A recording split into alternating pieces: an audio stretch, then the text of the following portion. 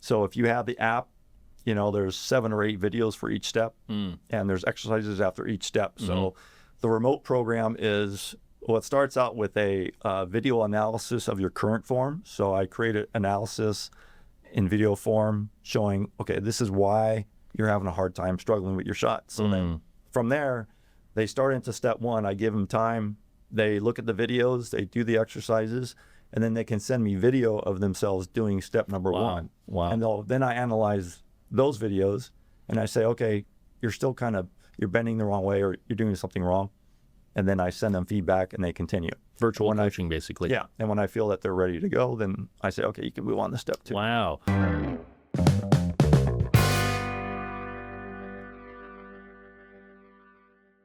Welcome back, everybody. I'm your host, as always, Jason Thibodeau, Mortgage Lounge. It's funny I say Mortgage Lounge today because we're not talking about mortgage, are we, Coach? No, nothing about that. The funny thing is, I actually prefer talking about things other than mortgage, being 22 years into the industry, especially when it comes to like either health and wellness, or I've got 2 young boys who because you coach them. Yeah.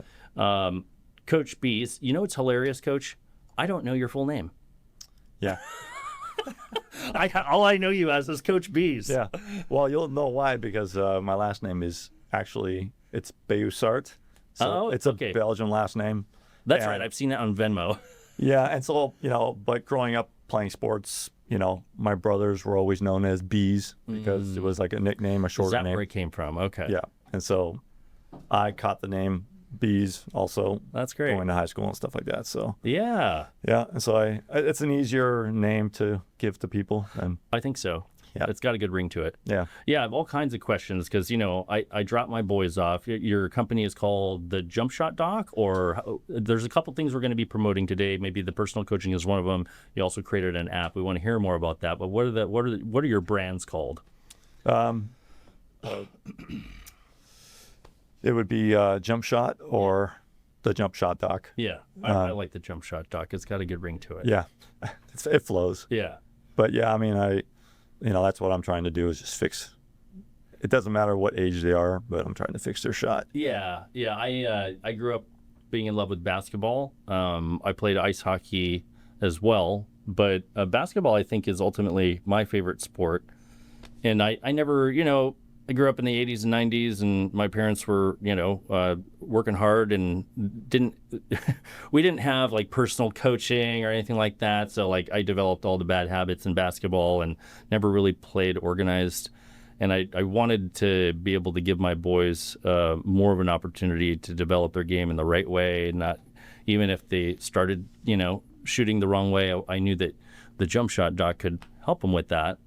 And you've been doing that for them now for at least maybe a year, has it been? At least, yeah. Yeah. And we're going to jump into the app in a minute here, but I just wanted to get your take on like young players trying to develop their shot. Like how long do you think, like for example, my boys, 12 and 14, Jack and Charlie, how long do you think it's going to take for them to really get that muscle memory dialed in?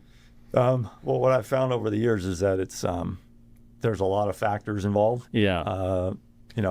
Their coordination, their hand size, even how fast they pick things up. So like for your boys, for example, there's they've made a lot of improvement, but there's always things that they can keep fixing. Yeah. And so it's a constant work in progress. I mean, even me, when I'm shooting around, I'm always catching things, and I'm trying to improve my shot too. So it is kind of a lifelong skill. Yeah. But once you kind of get the fundamentals down, then it's all about the fine tuning. But yeah, I mean, it's not an easy skill to learn, and it does take time. I mean, there's some kids that come in and they pick it up right away. Really? Yeah, right away. Oh, interesting. So yeah, some it's like pulling teeth. Yeah. So it just depends on the kid. But your kids are doing well. I know who you're talking about. Jack. He's going to be watching this. He's not going to be watching this. No, he'll be watching this. That's funny. We got to give him a little bit of a hard time. Jack's got his own style. Yeah, Jack's got his own style. He's funny, too, because, like, he'll push back, Have you noticed that with Jack? Oh, yeah. He's not the only one. I mean, like, there's a lot of kids that come in and, there's a certain stubbornness to it. Right. It depends on what age they are, Yeah. What level they're going through. Sometimes, like, I'll get an adult that comes in and, they've passed all that. and maybe the guys picked the game up later in life, and he's playing at lunch with his buddies or his workers. Sure. And he really wants to learn how to shoot.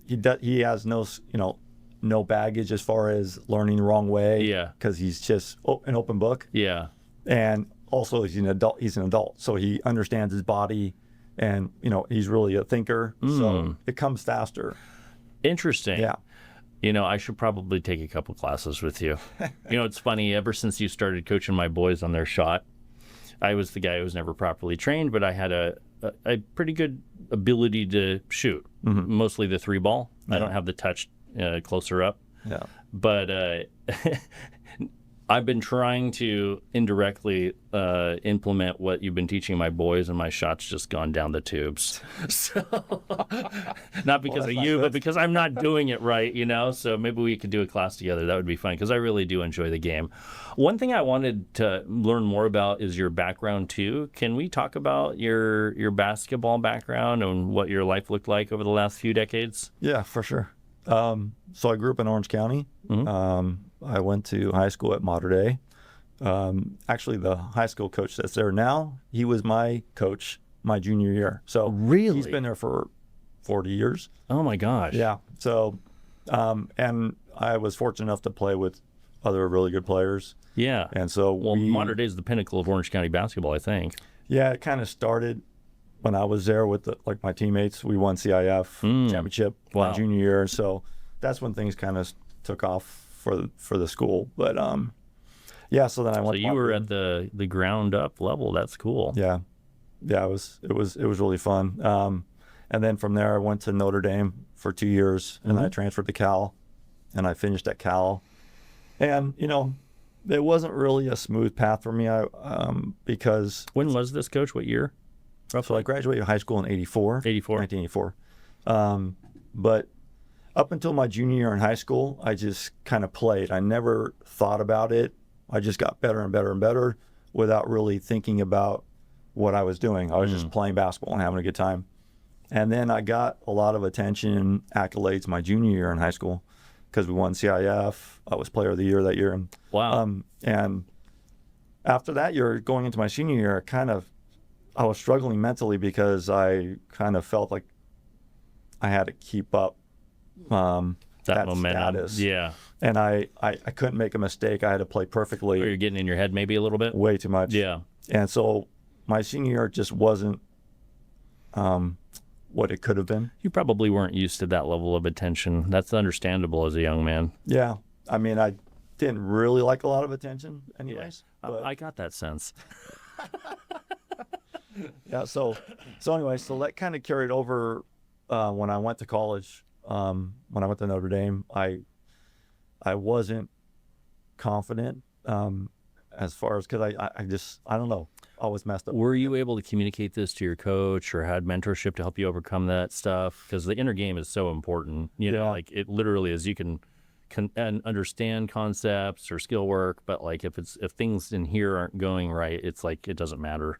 No, yeah, I mean, well, if I would have reached out to somebody, they probably would have helped me, but yeah. I just kind of bottled it up, which didn't help. No. Even worse. Makes things manifest in other ways, yeah. Yeah, and so the coach that I had at that time, my first 2 years in college, he wasn't one that was going to help you out. Like, he wouldn't see that you're struggling, you wouldn't come up to you and say, you need to What's relax, going on? don't worry about it. Yeah. He would just kind of like, maybe bench you, right? Well, it got really bad mentally just because he wasn't a good fit for me. Yeah. And so when I transferred, it was a little better because that coach was more about just, he loved players that worked hard. And, I worked hard. So, but still in my head, I could have used some help. Sure. And the biggest thing, it's interesting because from when I left college, I went overseas to start playing. And even then I was still struggling, but, I was getting better at letting go of the inhibitions. But I was working out at the club where I train right now. And this is probably my second year in Europe. And I was sitting on a mat stretching, and this old guy is sitting next to me. And he just started talking to me. And I had never met him before in my life. And he was a little out there, but he was like, I opened up to him. I don't know why. I just did. And he said, sounds like you needed to. Yeah. And he said, so what? That's all he said. He's like, so what? And I go, I'm like, yeah, well, it doesn't mean anything, It really, ultimately, it doesn't really mean anything. Yeah. And It's the power we decide to give it to it, right? Yeah. exactly, exactly. So, yeah, so he helped me quite a bit. And, Did you stay in communication with him, or? yeah, we became friends. Yeah, That is so cool. Almost like a bit of a mentor, it sounds like, from a, mental game yeah, for sure. or manhood and all that. Yeah, I mean, once I got the right perspective, and then when I was over in Europe, I met my wife, and we got married, started having kids. So before it was all basketball. Yeah, I think that was really not healthy for me either. But when I had something else outside of basketball, so I come home, I have my kids, basketball, that's secondary. Yeah, new sense of more important purpose. Yeah. And so it put basketball more in perspective for me. Yeah, for sure. Yeah, because you were tying maybe your identity and also self-worth to, how you performed on the court. That's all I did. I played basketball all the time, every day, And so, yeah, that's one of the things that I kind of use, or at least, when I'm working with somebody, I can, communicate that with them. I can say, hey, this is a process. Yeah. Don't be so hard on yourself. Yeah. Things like that. That's important. Yeah, for sure. Yeah, I appreciate you sharing that. I didn't know that about you. It's interesting because, it's still today. I don't know how much, from a culture standpoint in youth basketball or high school or college, do you feel like that's changed at all in a general sense as far as working on the mental health aspect and the emotional aspect of, because I think that whether it's my sales people here in the mortgage branch or on the court, what I've noticed and what I coach on personally is regardless of how awesome your platform is or your skill set is, if you're not right in your heart and your mind and your nervous system and your body, it doesn't matter. You're not going to perform. Right. So we got to focus on that first. I know that's true for me, and it's got to be true for most people. Do you feel like that's changed at all culturally in basketball, or? I mean, I think there's more pressures on, if you talk about just kids, there's more pressure. Don't I know it? Yeah. Yeah. Just with school, because when I was going to school back then, I was a pretty good student, but it wasn't like, I was, at least not at my house, I didn't have to get straight A's and, I wasn't gonna, so I can spend a lot of time doing what I loved. Yeah. And now I think kids, their lives are a little bit too stretched out. Maybe in some cases it's too much for them. So. And you're not talking about just basketball, but also pressure academically or. Well, yeah, I mean, academically, and then, in this day and age of social media, it seems like, people like to showcase their kids a little bit. Yeah. So, I think without the intention of the parents, because I know they're doing it for, they love their kids. Yeah. But, I think sometimes they got to dial it back because kids they perform the best when they're having fun. So this is such an important message. Sorry, you brought something up in my mind. I try to not fall into this trap as dad. You know what I mean? If they're not feeling up for a practice, we skip. On the other hand, we're committed to a team, so that's a fine line to walk. But I did sign them up for a few different basketball camps over this last few summers just to, see how things went. Well, the first one was great. The second one was kind of too casual and watered down. They weren't having a good time. The third one was this big one. So I thought it was going to be like more of they're going to go learn, right? It's a higher profile one that nationally is recognized. And so I signed them up, having a certain perception of it, not realizing that when we got there, all it was going to be was the top-ranked players showcasing and ball hogging. That's all it was. Yeah. And I was watching at the beginning, the first couple of games, and I'm like, wait a minute, this is not what I thought it was going to be. For sure. And I was looking at the schedule of Friday and Saturday and Sunday, and And I'm like, you know what? Halfway through the first day, I'm like, we're not doing this. And I pulled them out because I'm like, you're not learning anything. These ranked players are going to have the ball 90% of the time. You're running back and forth on the court, and there's hooting and hollering, and that's it. Yeah. It's like, what are we doing here? You know? Yeah. I mean, well, I think one of the biggest differences in them, and I've learned this, is that I think there's too much playing games. Yeah. And not enough skill work, maybe? Skill work. Yeah. And that's why Europe and the countries overseas are surpassing us. Well, look at Luka, right? Look at Jokic, right? Yeah. Look at the French guy. What's his name? Yeah. Wembanyama. Yeah, I mean, it's true. I mean, they spend... The top players in the league are all European right now. Yeah, I mean, like it's interesting because at the same club where I do my training, there's a water polo club. And the coach has been around forever and ever, and I often talk to him, and he's coached over in Europe, and everybody knows him in Australia. Yeah. And he says those teams are starting to surpass the U.S. teams because of the same issue. So whereas the water polo teams will play a tournament every weekend, and then their skill work during the week is maybe a day or two. Everything else is preparing for the tournament. Yeah. And over there, they have one tournament a month, and everything else is fundamentals. Yeah. So, but that's where, I mean, it's like for that's shooting. So interesting. One tournament a month, and everything else is fundamentals. Yeah. Yeah, because I've been picking up on this, where it's like my intention is to send my kids to a camp to let them work on their skills, and it just turns into a big ego match. Yeah. That's just, the whole culture has changed. It's like, it's all individual based rather than team based, it seems. I mean, you can still find, club teams and stuff like that really do it right. But I just feel like, it's like, how many games can we play? Yeah. And that's not how it should be. And what makes it difficult for what I do with shooting is that, shooting is something that you have to take a break. You have to take a break because shooting needs to be something that you need to build.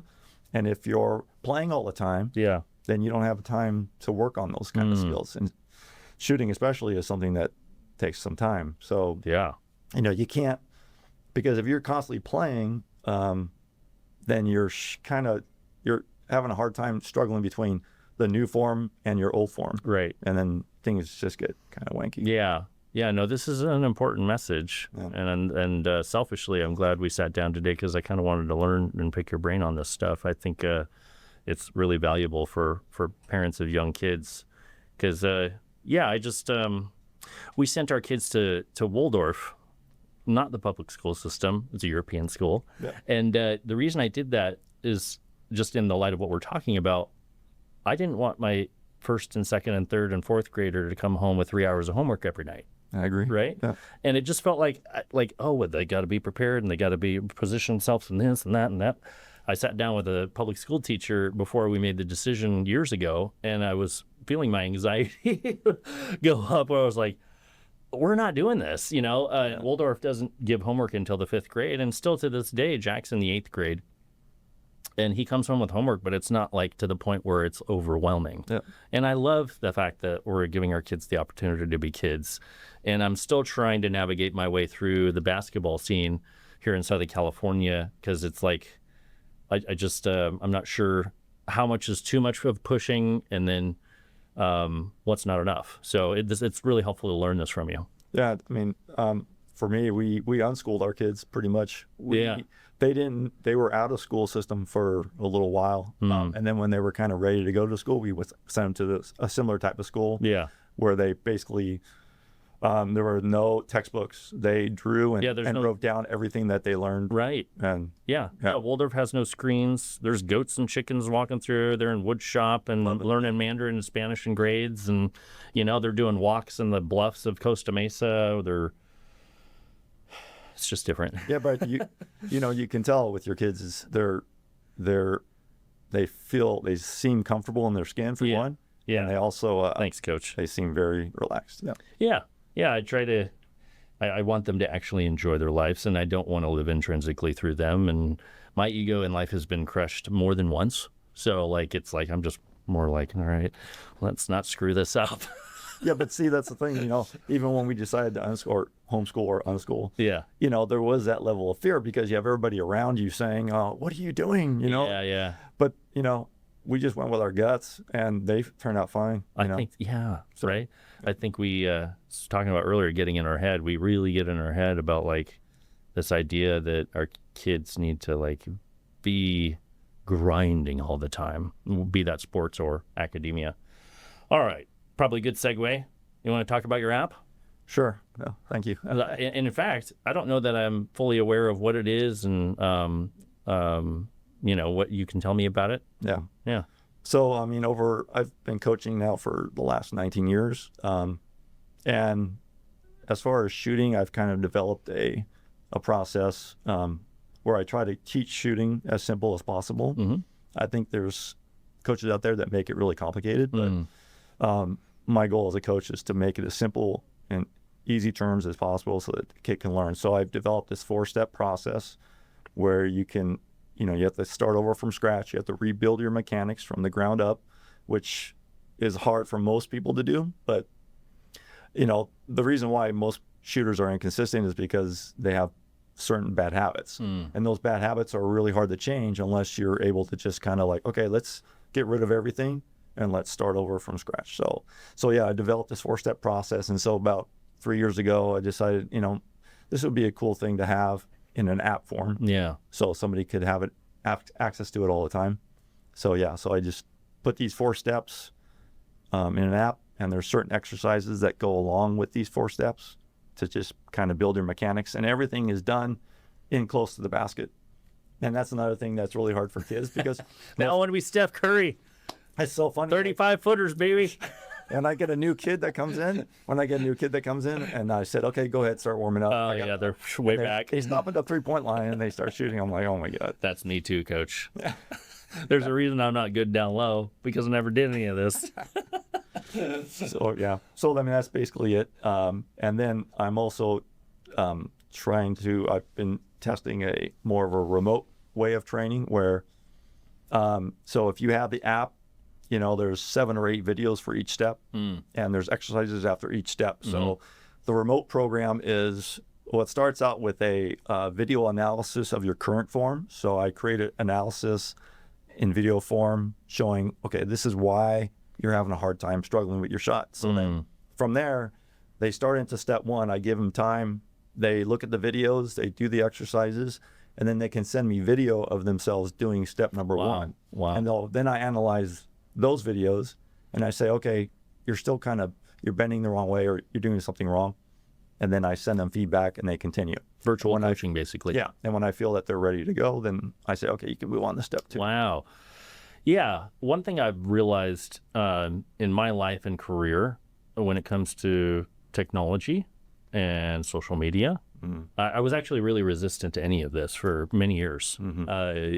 Old school, just got to work hard. But I realized, like, in order for Coach Beez to scale what he's doing and the value that he brings to the basketball world, there's only so much you can do physically and individually, one person at a time. But when you have an app and you harness the power of social media and networking on social media, things change pretty quickly. Yeah. Yeah.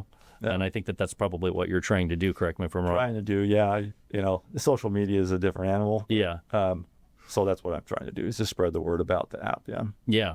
Well, you're making me want to sign up because that's probably like a way for a guy like me who's busier, right, to at least get the analysis of my horrible shots and understand what it takes to reset and start from scratch, as you put it, become the blank canvas and rebuild the right way. Yeah. I think, it's kind of endless. Like, it's a good age to start around 10 years old. But if you're an adult, and you're playing in adult league basketball and you're not really a shooter, you're more of like a driver or something, and you want to be able to shoot, it's a good tool. Yeah. Very cool. Sure. Yeah. And they'll find that on Android and iOS, or where would they find the app? So they're in both stores, Google Play and the Apple Store. And the website is jumpshotapp.com. So you just look under the word, if you go to the App Store or the Google Play Store, you type in Jump Shot, it'll be there. Very cool. Yeah. Right on. Well, I'm excited about that. and I'm grateful that you were willing to come on. Thank you, Coach. Is there anything else you'd have us know about the app you want to share? No, not necessarily. If you have any questions, you can always reach out to me.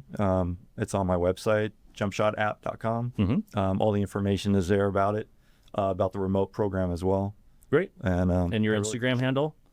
It's Jump Shot as well. Okay. Yeah, you're pretty easy to find. Okay, cool. I really appreciate you having me on. Yeah, Thanks. yeah, for sure. I'm glad this worked out. And like I said, to be honest, if I'm being really honest, I prefer having these conversations over mortgage. Mortgage is a tool that allows me to provide the life for my family. It's not my life. Let's put it that way. I don't wake up every morning going, yes, mortgage. Well, I mean, you must have a hard time coming up with new content all the time. Yeah, you know. And I don't know, I'd like to build something like this and spend my time on things that give me a little bit more energy these days. I'm really lucky to have built out a team and a branch and a partnership in Idaho, right? We have a branch in Idaho and some other talent in other states like Utah. So where I'm really excited is like the idea of mentorship coaching, pushing on AI initiatives or social media content. That stuff gives me energy now, rather than being a soldier in the trenches as a salesperson. I mean, I love what you do. I like your podcast because you talk about those things. And I can see how, but you touch on just the real life stuff too, which I like. And I think inner game too, right? We talked about inner game. Yeah. Like none of this matters if you're being driven by things that aren't going to really propel you forward. Mm-hmm. So, and ask me how I know, believe me, I learned the hard way a few times. Well, you're on the right track. Yeah. Life is experiential, as they say. All right, Coach Beez, thanks for being on today. I appreciate it. You. Thank you. All right.